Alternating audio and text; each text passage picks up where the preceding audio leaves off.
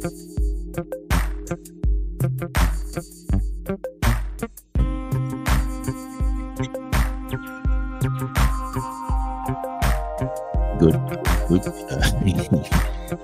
Habari za mchana kwa katika studio yetu za hapa Colombia, South Carolina, na tumetayarisha tu special edition ambayo itazungumzia hotuba Julius Nyerere alizungumza kwa lugha ya Kiingereza. Akizungumza katika Umoja wa Mataifa ni baada ya matatizo yaliyotokea miaka ya nyuma huko Rwanda. Matatizo yaliyotokea huko Rwanda. Na hiyo hotuba tutaicheza kwa sauti. Na tumeweka tu picha Mwalimu Julius Nyerere, na hotuba hii tutacheza na iko katika lugha ya Kiingereza ambayo alizungumzia katika mazungumzo ambayo yalikuwa katika Jumuiya ya Umoja wa Mataifa hapo UN katika masuala yanaangalia haki za kibinadamu. Hii ni American Swahili News pamoja na Swahili Villa Online TV. Tuko live hapa kutoka katika studio zetu za hapa Colombia katika siku hii ya Jumamosi. Hotuba hii mwalimu anailaumu serikali ya Mobutu Sese Seko wakati huo kabla haijaondoka, na katika harakati za wakati huo sasa Kabila Senior naye ana advance kuingia Zaire, kuikomboa Zaire. Sasa hotuba hii mwalimu alitoa alivyoalikwa katika Umoja wa Mataifa, katika Baraza la Umoja wa Mataifa ambalo lilikuwa lina viongozi wakuu kabisa katika nchi za kutoka mataifa makubwa hapa duniani. Na Mwalimu Julius Nyerere alitoa somo zuri sana ambalo katika mwaka huu wa 2023 ni kama linataka kujitokeza. Na hotuba hii itabidi wale ambao mnafuatilia American Swahili News pamoja na Swahili Villa Online TV muisikilize kwa makini sana, hata kama mnataka mtafute translator translate hii hotuba, kwa sababu mwalimu alikuwa very articulate katika lugha ya Kiingereza na kujieleza, na alikuwa anaelewa somo la historia za makabila yote hapo katika ukanda wa Great Lakes hapo Tanzania. Kwa hiyo mwalimu aliitwa, na nyuma yake ya mwalimu alikuwepo mlinzi wake ambaye tunafahamiana naye sana kwa karibu, Alois Tendewa alikuwa ni mlinzi wa mwalimu, na alikuwepo wakati mwalimu akiitoa hotuba yake, na Alois Tendewa alishamlinda vile vile Edward Lowassa. Mlimuona katika kampeni za Lowassa alipokuwa akigombea urais. Alois Tendewa alikuwa ni mlinzi wake, na sasa hivi ameretire, na ni mmoja kati ya watu ambaye ana hazina kubwa sana ya masuala mbalimbali ambayo yalikuwa yakiendelea katika Great Lakes na maeneo yote, kwa sababu alikuwa karibu sana na viongozi hawa wakuu wa hizi nchi. Kwa hiyo wengine tunamfahamu kwa karibu sana. Alois Tendewa alikuwepo pale wakati mwalimu akiongea maneno haya, akitoa hii speech. Sasa American Swahili News pamoja na Swahili Villa Online TV tutaicheza hii speech.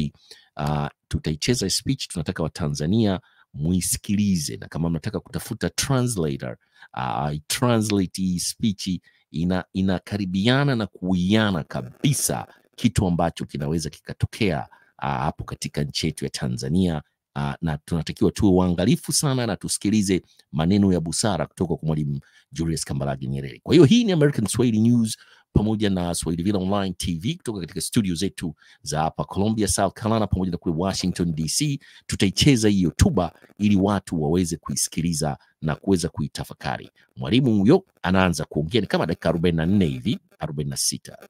This is the position in Rwanda and Burundi.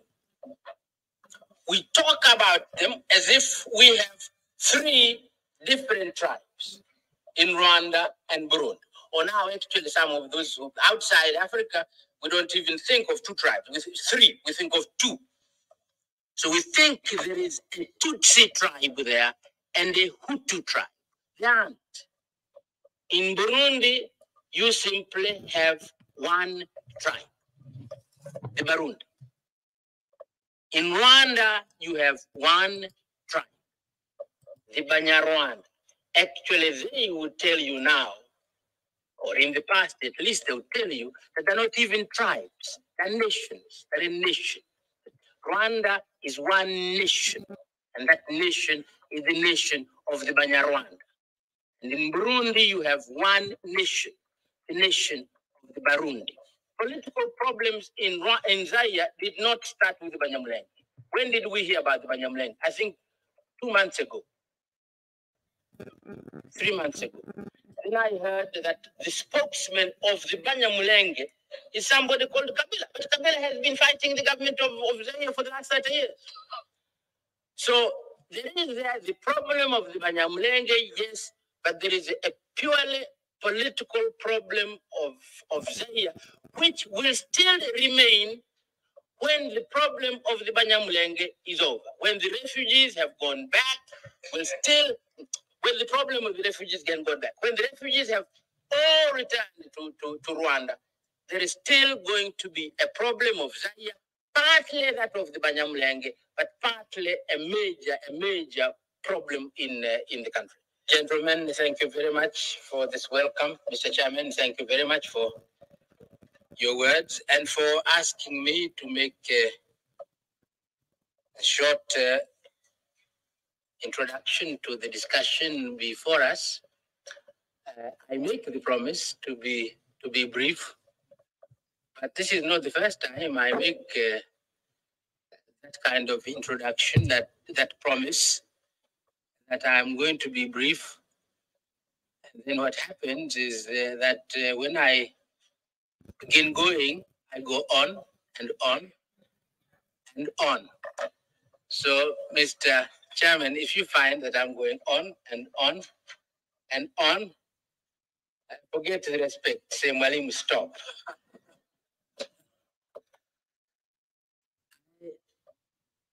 To some of you, I have spoken, or you have heard me speak on the problems of the Great Lakes.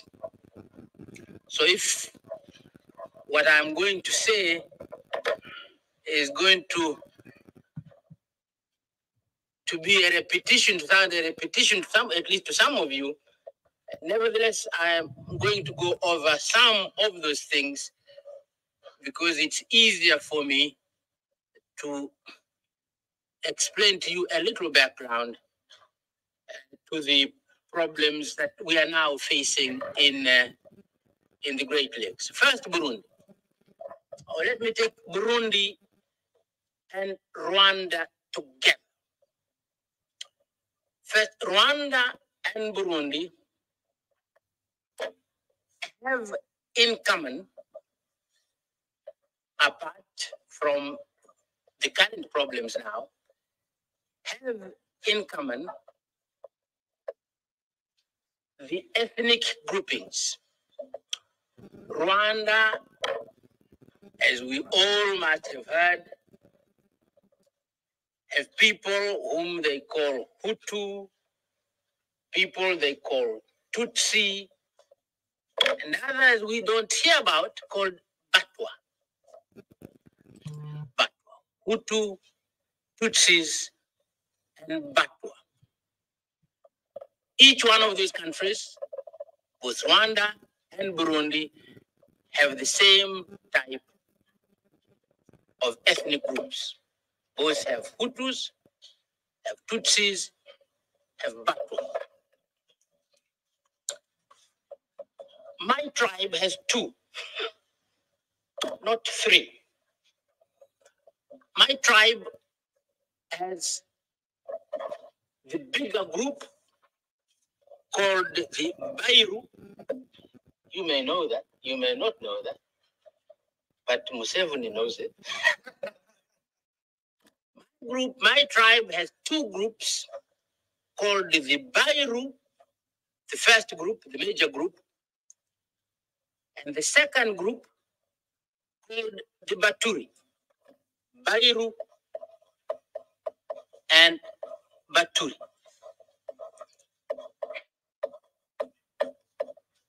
And I say my tribe, because these are groups in the same tribe, of the same tribe. In Rwanda and Burundi, you have three. The large group, the Hutu, who are the peasants. Traditionally, they were the peasants. You have the next large group in both countries around about the same percentage, about 85% Hutu and 15% or 16% Tutsi. Traditionally, the cattle people. And you have a much smaller group, the Batwa, the artisans. So, in occupation, these people were divided. Those who were engaged in farming, those who were engaged in rearing cattle and goats, and the artisans who made the knives and the forks and the not forks, they never made forks, the spears and the axes and the hoes. Three. In my tribe, we have only two. The Bairu and the Baturi. The Baturi in my tribe are the artisans, the makers of spears and knives and axes and hoes. And the Bairu, mainly now we say the peasants. But what has happened in my tribe, that the peasants, the farmers, the tillers of the land, and the cattle people have merged. So we don't have three, we have only two. The cattle people and the tillers of the land have merged. So now we have only two. But we are one tribe, we're not two tribes. We're a single tribe, and I'm emphasizing this for that purpose. I've taken this trouble for that purpose. We're a single tribe, the Zanaki tribe. We're not two tribes, the Bairu tribe and the Baturi tribe. We're a single tribe, the Wazanaki. But in terms of occupation, traditionally, some were, the majority were tillers of the land, and a minority were artisans. This is the position in Rwanda and Burundi. We talk about them as if we have three different tribes in Rwanda and Burundi. Or now, actually, some of those who outside Africa, we don't even think of two tribes. We think three, we think of two. So we think there is a Tutsi tribe there and a Hutu tribe. There aren't. In Burundi, you simply have one tribe, the Barundi. In Rwanda, you have one tribe, the Banyarwanda. Actually, they would tell you now, or in the past at least, they would tell you that they're not even tribes, they're nations, they're a nation. Rwanda is one nation, and that nation is the nation of the Banyarwanda. And in Burundi, you have one nation, the nation of the Barundi. I remember in the case of Burundi, when we worked together with Prince Rwagasore, when he was founding the liberation movement of his own country, UPRONA. I remember when we worked together, how much I used to say to him that I envied him. Because whereas Burundi was a nation and a single administration before it was taken over by the Germans, a country that had centuries, several centuries, administered by a monarchy. And therefore, I said to him, whereas your country is going to come out of colonialism as a nation, Tanganyika, which I was leading, was not going to come out of colonialism as a nation. it was going to come out of colonialism as a collection of tribes. And we had 126 of them, mine being one of the smallest. So Rwanda and Burundi, and Rwanda is also true. It's a country of quite a long history, a kingdom which had been there for several centuries before the partition of Africa at the end of the 19th century. I wanted to emphasize that point of the ethnicity of Rwanda and Burundi. These people are the same people. A tribe, my little tribe in Tanzania, has the characteristics of a tribe. And a tribe has a language. So my tribe has a language. He comes from another tribe in Tanzania. They have a different language from mine. He comes from another tribe in Tanzania. They have their language, the language of their tribe. He comes from another tribe in Tanzania. So a tribe has its characteristics. It has a language. It has a land. So my tribe has its own language, Kizanaki, and it has a land, a piece of land, the land of the Bazanaki, called Zanaki. We have our own gods. Our gods are not your gods. And they are not their gods. And we have our own culture. Our culture is different. This is not true in Rwanda or in Burundi. The Wahutu don't have a language called Kihutu.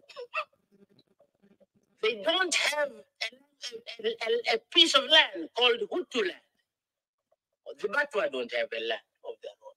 These are the same people, the same language, the same land, the same culture, the same gods. So traditionally they had the same gods, and of course today they also have the same God because most of them are Christians.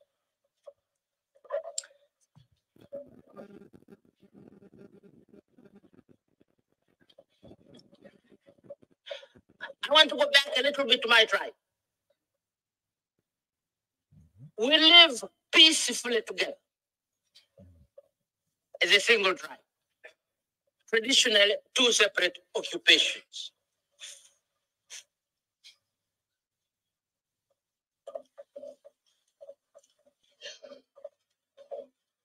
We belong to Tanzania, a much bigger country. Our little tribe was not left alone.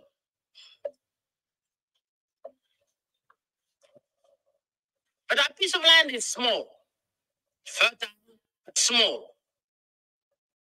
But we belong to a wide area, Tanzania.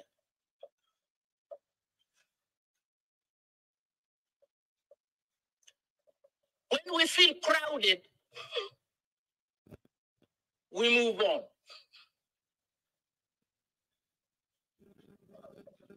We move to other parts of Tanzania. We don't remain on that little piece of land called Zanaki. He comes from another piece of country in Tanzania called the Kilimanjaro. Some of you have heard the Kilimanjaro. Very fertile, packed with people. Dynamic. He comes from one of the most dynamic tribes of the country. If we had left them on their own and they were not part of Tanzania, packed as they are, dynamic as they are,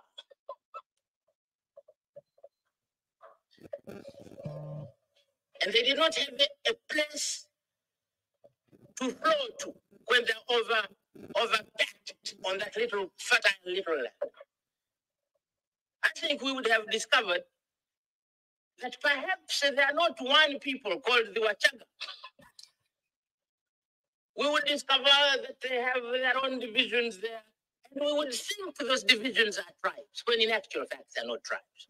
The point I'm making is the problems the major problem of Rwanda and Burundi is not tribal.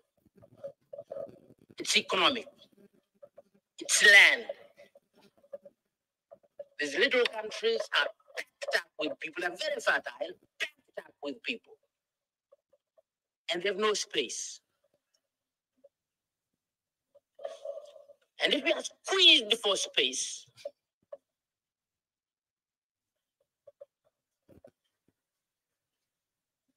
you look for the squeezer. Who is squeezing me? And you define the squeezer. And we define the squeezer in terms of tribe. So you invented tribe. So the Hutu become a tribe, the Tutsi become a tribe, the Batwa become a tribe.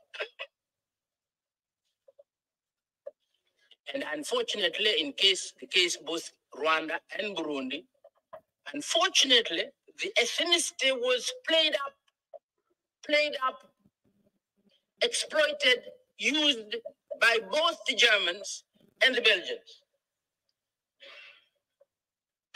The cattle people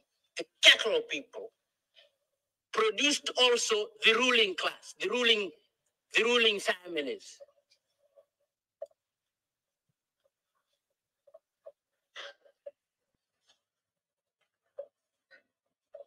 And the Germans decided to use the ruling families, the ruling class, for their administration of both Rwanda and Burundi. And they began treating them more differently from the Tutsis. They gave them a better education, they gave them a better chance economically.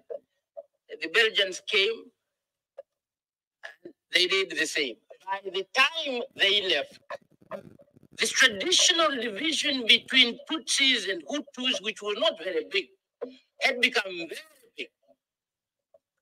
The Germans and the Belgians had decided that the Tutsis were superior to the Tutsi, to the Hutu. Those were the years of the superiority of races in the world. And so the Tutsis were regarded as superior to the Hutus. And this idea of superiority was built and built and built. And they were given a better education. They were the rulers. They were given better chance in economics and so in the economy of the country and so forth. By the time the Germans and the Belgians left, the divisions were very big. And power in a poor country like that, power also became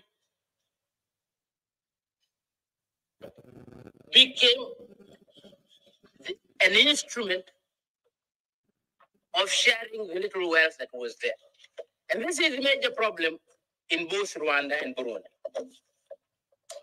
I think now I should stop. Not yet. With Rwanda and Burundi. No, I'll stop it. Now, Rwanda, at independence,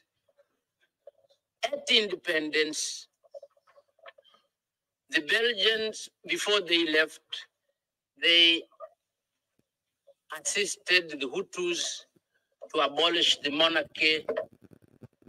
And there is what they called their revolution. They worked at a revolution of 1959. The monarchy was abolished in Rwanda. And the Tutsis were suppressed, the traditional rulers of the country.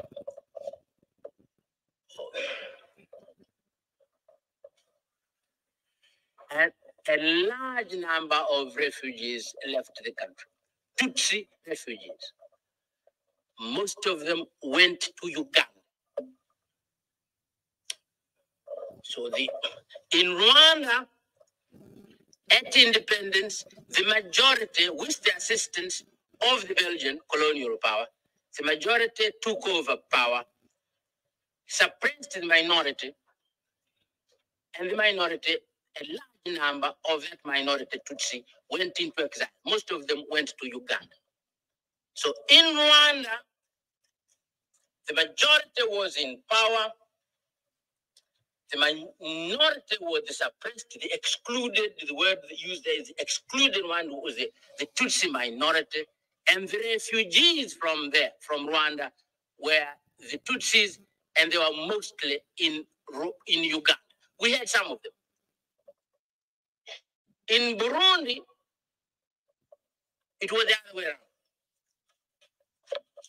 There, the monarchy was abolished, but it was abolished not by the Belgians.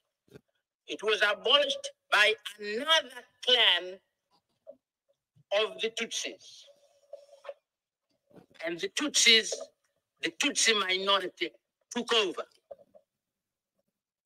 The first military ruler who abolished the monarchy, somebody called Major Michombero.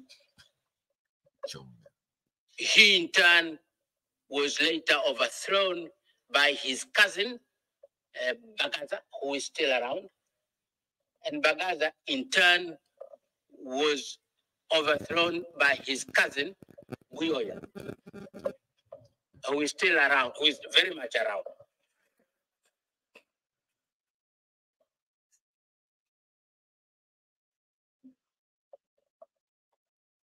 And these cousins come from virtually from the same village, a place called Bururi.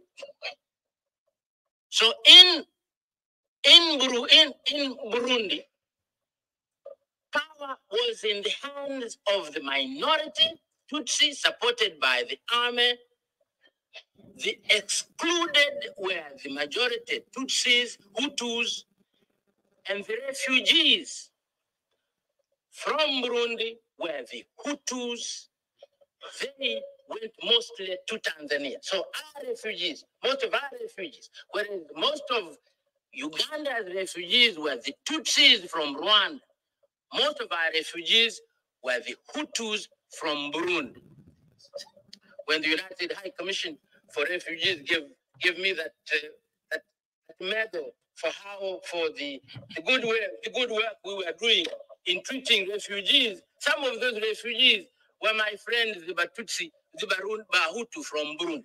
Of course, I had some from South Africa also, and Mozambique, and part of Southern Africa.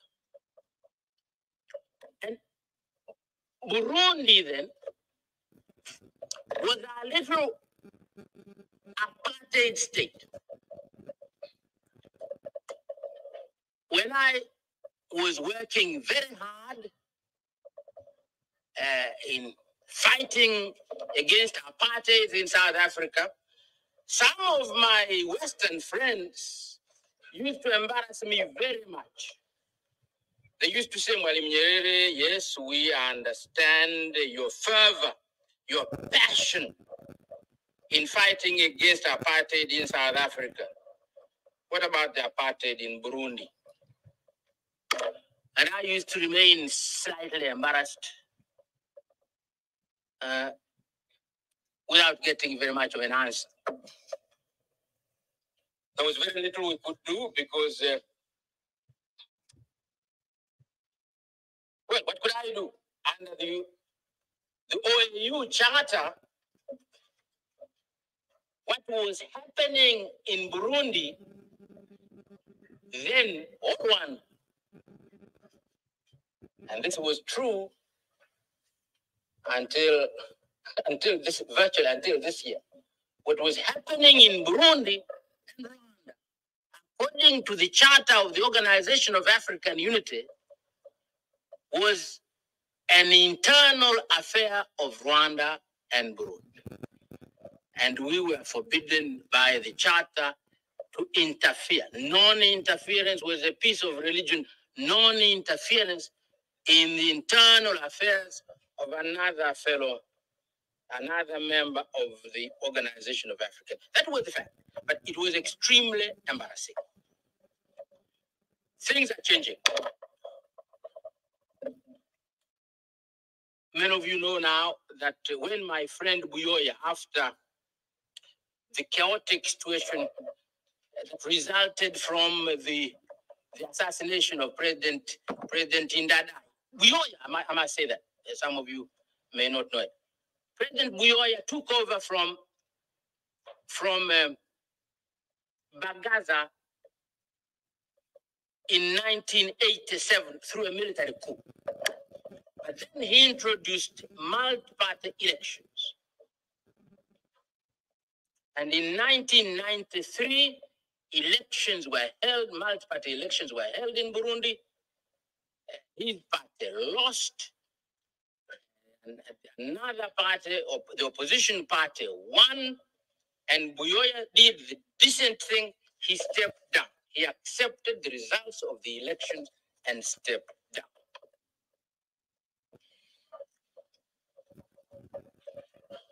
And his successor, a man called Ndadaye, also did the right thing. The democracy we have learned from, especially from my friend the British, but also the French and the Americans, I think, but especially the British. I know that a little bit more because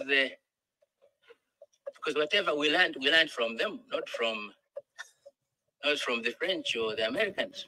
In Britain, the Conservative Party has now been in power for nearly 17 years. Nearly 17 years. They win under the system. They win the election. They get about 43%, of the voters vote for them. 43%, not more than that, vote for them. Under the system, that 43% gives them the majority of the seats in parliament.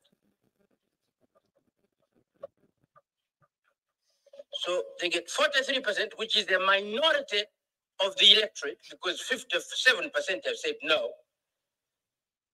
43% gives them a majority of members in the House of Commons. And that majority gives them 100% of the power. And the British are very decent people. And so the Labour Party has been waiting there for 17 years. 17 years as the loyal opposition. Her Majesty's loyal opposition. For 17 years. Fine. I mean, that is their system. They like the system. They've accepted it. It works. A minority of the voters, a majority of the members of parliament, 100% of the power. President Ndadaye did not do that. Which I thought was very decent of him. Buyoya accepted the defeat. Stepped down. Ndadaye took over. He had 160%, more than 60% of 80%, I think, of the members of parliament. But in forming his cabinet, he gave 40% of the portfolios to the opposition, to the party that had lost the elections. And we thought this was wonderful. This is really how Africans should now try to use this European system or multi-party system. Because I can't see that Africans are going to be so patient that they're going to sit there as being a loyal opposition or something and wait for their turn. This is very good. We thought that was very good. We all, actually in East Africa, all of us were very, very pleased by Buyoya, very pleased by Ndadaye.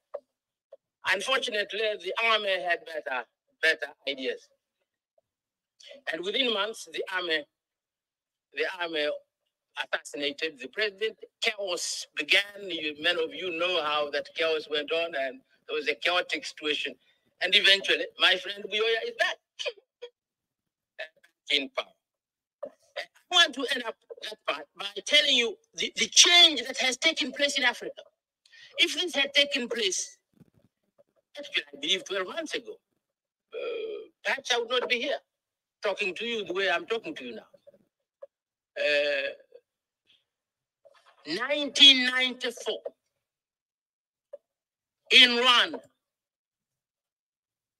that genocide took place. 1 million people were killed. It's not only the international community outside Africa Africa, which sat and did nothing. Africa itself sat and did nothing. We in Tanzania were there. We had helped the Rwandans to negotiate an agreement, a power-sharing agreement in a place called Arusha in my country. We knew what was going on.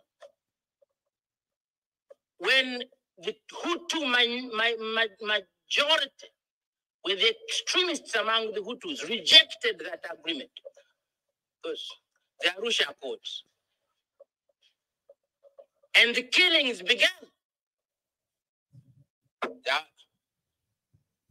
The world outside Africa sat, did nothing. But the good thing they did was to put on the screens, the television screens, what was going on. But Africa also sat and did nothing.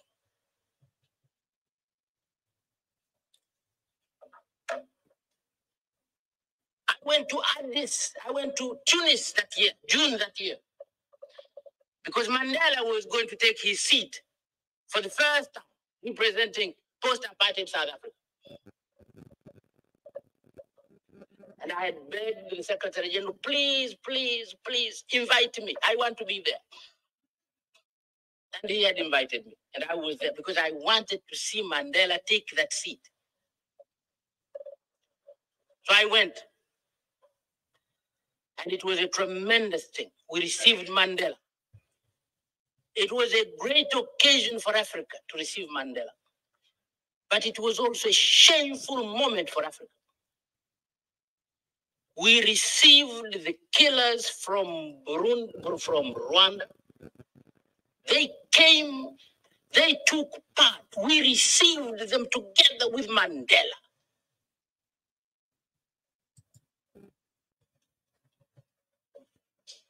That was Africa. Why? Because what would we do? Non-interference in the internal affairs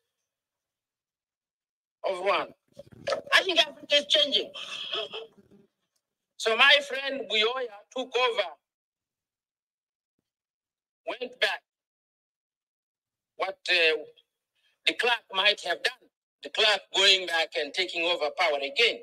So my friend Buyoya went back on the 25th of July this year. We had all condemned that coup before it took place. The coup took place on the 25th of July. The East African leaders met on the 31st of the same month and applied sanctions against the coup. And I want to emphasize the importance, to your excellencies and friends, the importance of that change in Africa. A group of African leaders meeting and saying to the leader of a coup in a neighboring country, we will not take it. We can't have military rule on our borders. Now, usually news from Africa is always bad news. Do you think that is bad news? That is very good news. And that is why these leaders expect that they'll get full support from the international community. My leaders met also in Nairobi on the 5th of this month to discuss Zaire. Of last month, to discuss Zaire.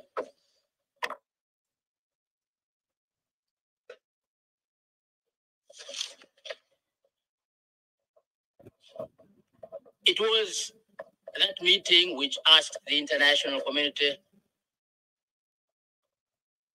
to establish a neutral military force to go into eastern Zaire to help aid agencies, to help the refugees, to reach the Rwandan refugees wherever they are and help them, but also to establish safe corridors and what the communique called temporary safe havens for the purpose of receiving refugees and help them to go back to Rwanda.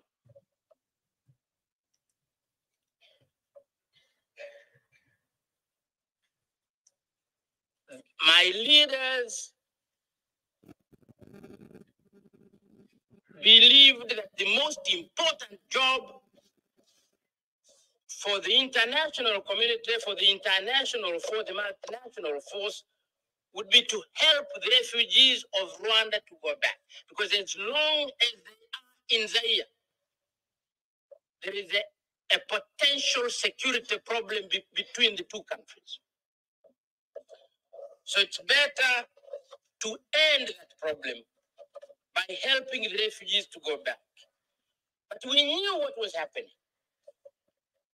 With the genuine refugees, you had the Interahamwe, the militia that had participated in the genocide, and the former army of the Rwanda government. They did not want the refugees to go back. They wanted them in Zaire. They prevented them from going to it. So my leaders say, fine, we do want the refugees to return voluntarily. We don't want the refugees to be forced to go back to Rwanda. Some may not want to go back to Rwanda. So they should not be forced to go back. But they must not be forced not to go back. And we cannot know whether they are making a free decision either to go or not to go until we separate them from the intimidators. So the multinational force should help the return of the refugees by helping to separate the intimidators from the genuine refugees. We are still debating that, I think.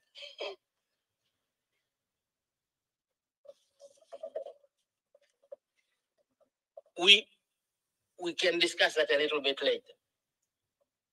But I want to point out, Your Excellencies, also the one important element in the communique of my leaders of Nairobi of the 5th of November.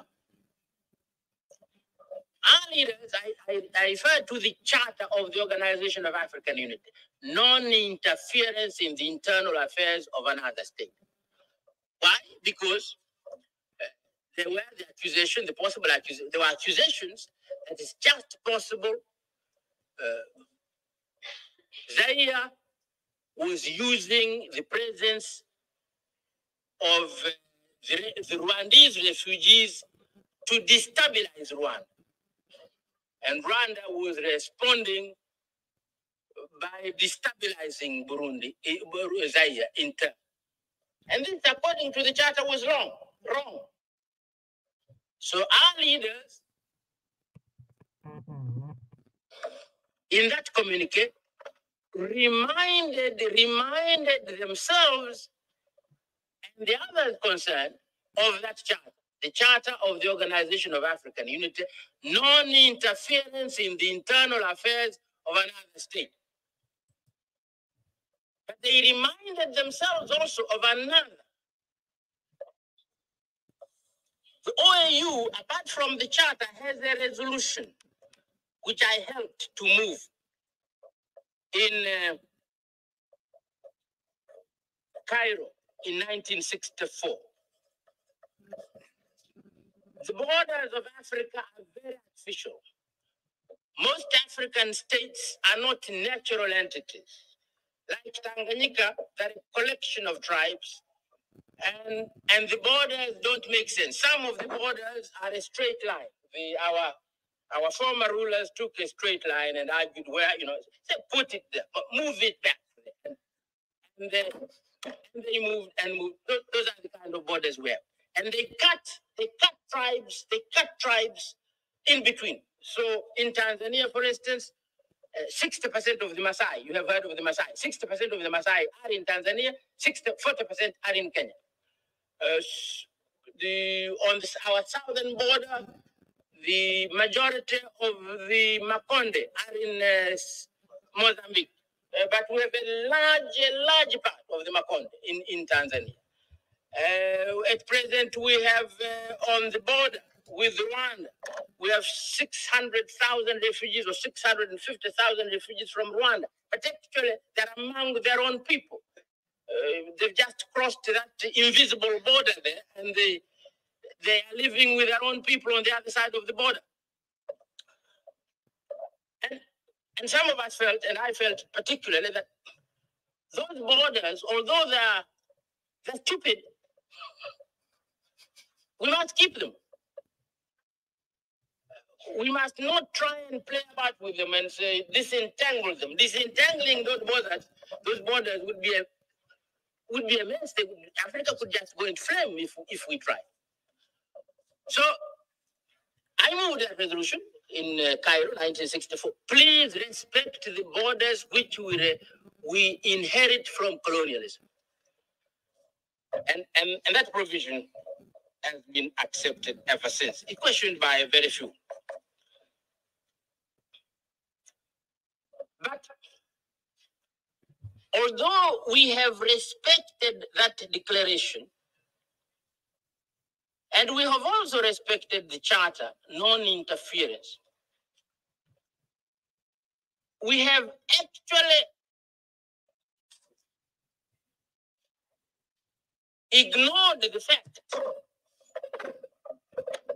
that it's no use respecting the borders without respecting the people who are within those borders. We have paid scant respect to what happens to our own people within the countries in those borders. So sometimes we expel them, and recently in Zaire, now I'm going to talk to Zaire about Zaire. Zaire, I'm told, passed some law which said the so-called Banyamulenges are not Zaire citizens anymore. This was a change. That first, at independence, they were regarded as citizens. And then later, a new law was passed which denationalized them.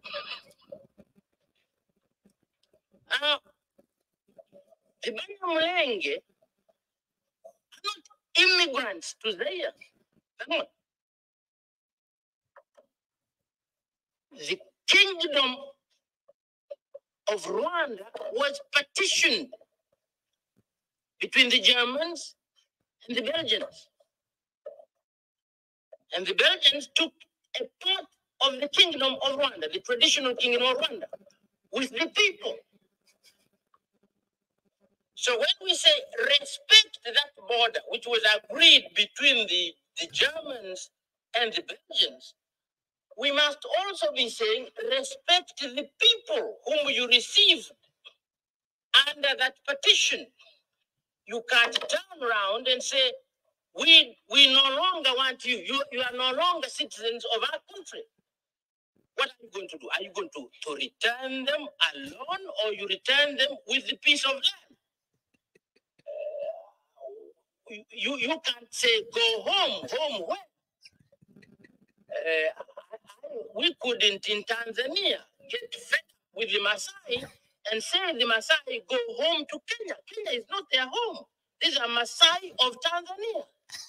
And my friend Moi can't, for some reason or other, get fed up with the Maasai of Kenya and say go back to Tanzania. It's not back to Tanzania. They've never been in Tanzania. They've always been there. Their country was partitioned between the British and the Germans. And part of them went to Joshua South Africa, and part of them went to British East Africa. They are Kenyans. They're not Tanzanians. And our Maasai are Tanzanians. They're not Kenyans. If we want them to live under the same flag, Kenya and Tanzania should federate. The only way we can put them aside under the same flag. So that's a problem in Zaire. It's a problem of the Banyamulenges. But finally, the political problems in Zaire did not start with the Banyamulenges. When did we hear about the Banyamulenges? I think 2 months ago, 3 months ago. Then I heard that the spokesman of the Banyamulenges is somebody called Kabila. But Kabila has been fighting the government of Zaire for the last 30 years. So there is the problem of the Banyamulenges, yes, but there is a purely political problem of Zaire, which will still remain when the problem of the Banyamulenges is over. When the refugees have gone back, when the problem of the refugees can go back. When the refugees have all returned to Rwanda, there is still going to be a problem of Zaire, partly that of the Banyamulenges, but partly a major problem in the country. You are too polite to say stop. Your Excellencies, thank you very much.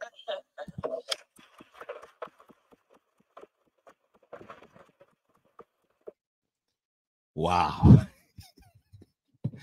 Huyo alikuwa baba wa taifa huyo, akiongea kwa umakini zaidi, na mwishoni mwa ngoja kidogo hapa nirekebishe. Mwishoni mwa hotuba yake, kama nilivyoanza mwanzo wa mazungumzo haya, ni kwamba anazungumzia Wamasai na inashabihiana kabisa na yale yanayoendelea sasa hivi katika serikali hii ya Jamhuri ya Muungano wa Tanzania na kabila la Wamasai kule Ngorongoro na Royondo. Hotuba ilikuwa katika lugha ya Kiingereza, ndio kwa maana nilivyoanza mwanzo nikasema kwamba tunatakiwa hotuba hii watu wakaitafutie tafsiri. Hapo mwishoni Mwalimu amegonga vizuri kabisa. Ni kitu gani kinaweza kikatokea Tanzania, katika nchi yetu ya Tanzania sasa hivi, kuanzia na historia aliyoanza kuzungumzia tofauti vya vikundi vidogo vidogo vya kikabila ambavyo vipo katika kabila moja tu na ambavyo vinaweza vikasababisha mgongano mkubwa kabisa, na akazungumzia suala kubwa kabisa, ni suala la ardhi. Sasa Ngorongoro na Royondo, tatizo ni nini? Kama maneno haya Mwalimu aliyazungumza hapo New York, Umoja wa Mataifa, mwaka 1996, akizungumzia matatizo yaliyokuwepo wakati huo Rwanda na Burundi pamoja na Zaire ambao ni DRC, Mwalimu anaita Zaire, au sisi kwa Kiswahili tunasema Zaire, kwa sababu alikuwa akizungumza katika lugha ya Kiingereza. Zaire ni jina la Belgium au Kifaransa, ndio kwa maana alikuwa akilitamka hivyo. Kwa hiyo hiyo ni DRC ambayo leo hii tunaita DRC Congo. Matatizo sio kama sisi tunavyodhani ni ukabila. Ni tatizo kubwa Mwalimu amelizungumzia ni kukua kwa watu, kuongezeka kwa watu, kwa sababu umiliki wa kabila unakwendana na umiliki wa ardhi. Lazima vitu hivi vizingatiwe. Kwa hiyo basi tunamalizia kipindi chetu hiki ambacho kilikuwa ni special kabisa katika siku hii ya leo ya Jumamosi kwa kusema tu kwamba tumhenzi Mwalimu, turudi nyuma katika maktaba zetu, tusikilize hotuba zake. Na moja kati ya hotuba ambazo zilikuwa zikiwagusa watu wengi ni ule ustadi wake wa kuchambua mambo kwa undani zaidi, ambapo taifa letu la Tanzania katika kipindi hicho, baba wa taifa alijulikana duniani nzima na kwa uchambuzi wake, umaridadi wake, na hiyo ndio reflect wa Tanzania kwa wakati huo. Swali tujiulize, leo hii tupo hapo? Na nini kifanyike turudi kule tulipokuwepo wakati wa Mwalimu, kama alivyokuwa akichambua matatizo yaliyokuwa yakiendelea kama inavyojulikana the Great Lakes hapo Tanzania, Rwanda, Burundi, Zaire au DRC Congo, pamoja na ndugu zetu kutoka hapo Kenya.